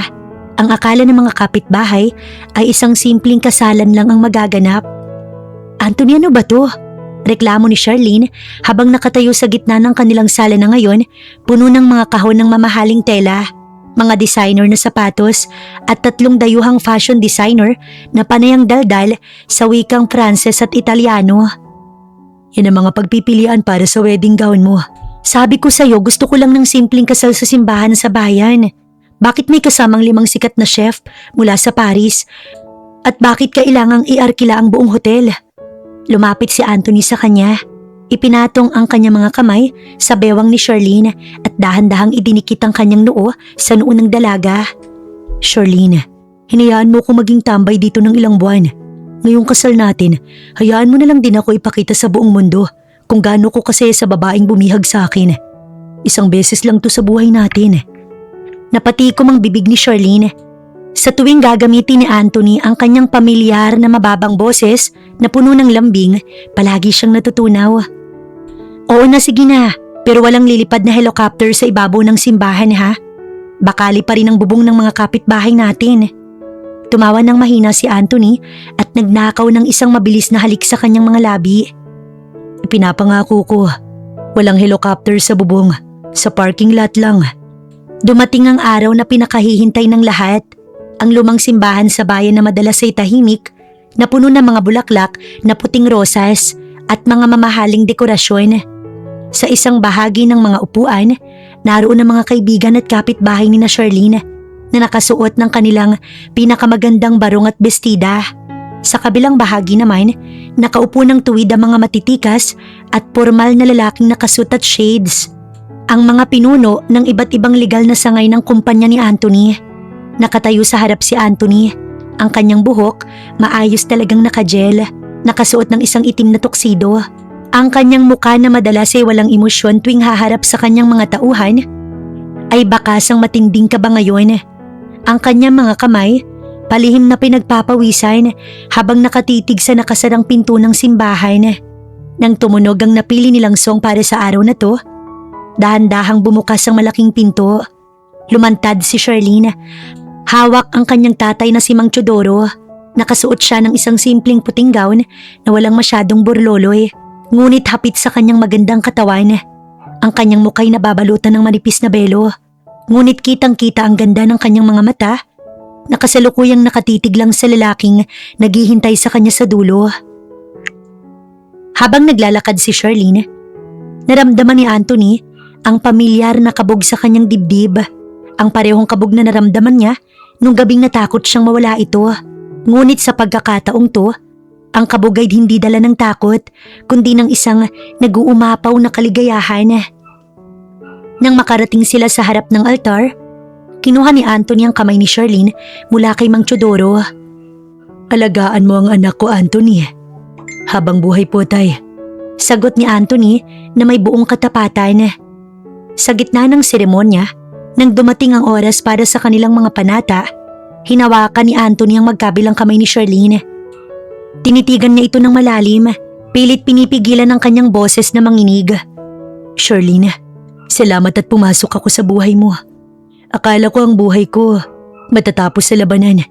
Pero nung tinapon mo ang mga damit ko, sinigawan mo ko sa sala at hinampas mo ng kawali ang mga kalabang nagtangkang saktan tayo. Sa bawat ganti at sungit mo, itinuro mo sa akin kung paano muling maging tao.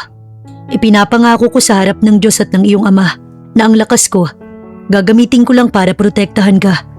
Ang yaman ko'y para sa kinabukasan natin at ang buong puso ko mananatili sa iyo habang buhay.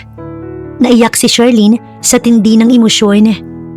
Anthony, hindi mo alam kung gaano kita kaayaw nung una dahil napakasungit mo. Pero saksi ako kung paano mo itaya ang buhay mo para sa amin ni tatay. Hindi ka man perpekto at kahit alam kong marami ka pang kailangang matututunan sa pagiging isang simpleng mamamayan, handa kong samahan ka sa lahat ng buhay. Ipinapangako kong hindi ko na itatapon ang mga damit mo, maliban na lang kung magsusungit ka ulit. Nagtawanan ng mga tao sa loob ng simbahan. Maging ang mga seryosong bodyguard sa likod ay napangiti. Inilalagay ko ang singsing na to bilang simbolo ng aking pag-ibig at katapatan. Sabay na saad ng dalawa habang isinusuot ang mga makikintab na gintong singsing sa kanilang mga daliri. Idineklara na ang kasal nila. Anthony, maaari mo nang halikan ng iyong asawa. Dahan-dahang itinaas ni Anthony ang belo ni Charlene. Hinawakan niyang magkabilang pisngi nito ng napakalambot bago idinikit ang kanyang mga labi sa isang matamis, matagal at punong-puno ng pangakong halik na naghudyat ng simula ng kanilang bagong buhay. Isang taon matapos ang kasal, tuluyan nang natapos ang ipinagawang mansyon ni Anthony sa tapat ng lumang subdivision ni na Charlene. Ito'y isang malaking bahay na may malawak na bakuran, puno ng mga halaman at may isang malaking espasyo sa harap kung saan nagpatayo si Charlene ng isang mas malaking sari-sari store. Dahil ayaw niya raw talagang iwanan ang kanyang nakasanayang buhay. Si Mang Chodoro, masayang nag-aalaga ng kanyang mga manok sa likod bahay. Buntis na rin si Charlene, kaya naman nabulabog ang lahat nang sumigaw siya nang makaramdam siya ng sakit. Anthony, ang bag ko, ang kotse, manganganak na ako. Ang makapangyarihang mafia boss biglang nawala ng direksyon. Nabitiwan pa ni Anthony ang baso ng gatas na para sana sa kanyang asawa. Nadapa sa gilid ng kama at mabilis na binuhat si Charlene ng bridal style pababa ng hagdan habang sumisigaw sa kanyang mga tauhan sa labas. Ihanda ang sasakyan ngayon din. Ang sino mang humarang sa daan patungong hospital, itumba ninyo. Sigaw ni Anthony. Anthony, huwag kang pumatay ng tao dyan. Traffic lang yan. Sigaw ni Charlene kahit nahihirapan sa labor. Sa loob ng delivery room, hindi binitiwan ni Anthony ang kamay ng kanyang asawa habang umiiri si Charlene at panay ang higpit ng hawak sa kanyang mga daliri na halos mabali na ang mga buto dahil sa tindi ng lakas niya. Nanatili si Anthony sa tabi nito. Pinupunasan ng pawis sa noo ni Charlene at palihim na naman itong umiiyak dahil sa pag-aalala. Iri pa, misis, isa pa. Utos ng doktor. Sa isang huling malakas na iri ni Charlene, isang malakas at malusog na hiyaw ng sanggol ang umalingaw-ngaw sa buong silid. Nakahinga ng malalim si Charlene. Dahan-dahang napasandal sa unan habang hingal na hingal. Ipinatong ng nurse ang isang maliit na sanggol na lalaki sa kanyang dibdib. Lumapit si Anthony. Ang kanyang muka, basang-basa na naman ng luha ng kaligayahan. Lumuhod siya sa tabi ng kama. Hinalikan ang noo ni Charlene bago dahan-dahang hinawakan ng maliit na daliri ng kanilang unang anak. Salamat, Charlene. Salamat sa pagbibigay sa akin ng ganitong kasiyahan. Bulong ni Anthony. Lumipas ang 5 taon at ang mansyon ng pamilya naging pinakamasayang lugar. Si Anthony tuluyan ang naging isang respetadong negosyante sa Pilipinas.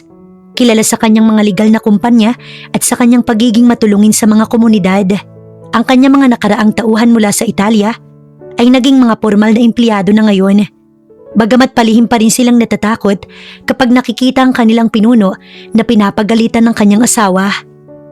Isang hapon, habang naglalaro sa malawak na damuhan ng kanilang 5 taong gulang na anak na si Little Anthony, Otonyo, at ang kanilang 3 gulang na anak na babae na si Maria, nakaupo sina Charlene at Anthony sa balkonahe, kasama si Mang Chodoro na masayang pinapanood ang mga apo. Papa, si Maria po, kinuha ang laruan ko. Sumbong ni Tonyo na may suot na maliit na leather jacket na kapareho ng kay Anthony. Lumingon si Anthony mula sa kanyang tabi kay Charlene. Ibinaba ang kanyang baso ng kape at tingin na ng anak na may seryoso ngunit mapagmahal na muka. Tonyo, anong sinabi ko sa'yo? Sa pamilyang to, ang mga lalaking nagpoprotekta sa mga babae. Ibigay mo sa kapatid mo ang gusto niya. Opo, Papa.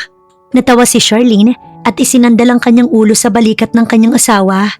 Inabot naman ni Anthony ang kanyang bewang at hinila ito ng mas malapit sa kanyang katawan. Sinong mag-aakala, no? Ang suplado at mapanganib na mafia boss. Ngayon ay tatay na ng 2 makukulit na bata. Itapon mo man ang mga saplot ko noon, Charlene. Binaliktad mo naman ang buong mundo ko para sa mas mabuti. Dito sa tabi mo, sa loob ng pamilyang to, nahanap ko ang tanging teritoryo na hinding-hindi ko ipagpapalit sa kahit anong kapangyarihan sa mundo. Ako din, mahal ko. Wala na nga talagang makakapaghiwalay sa kanila. Dahil si Anthony mismo, kontento na siya sa kung anong meron siya ngayon.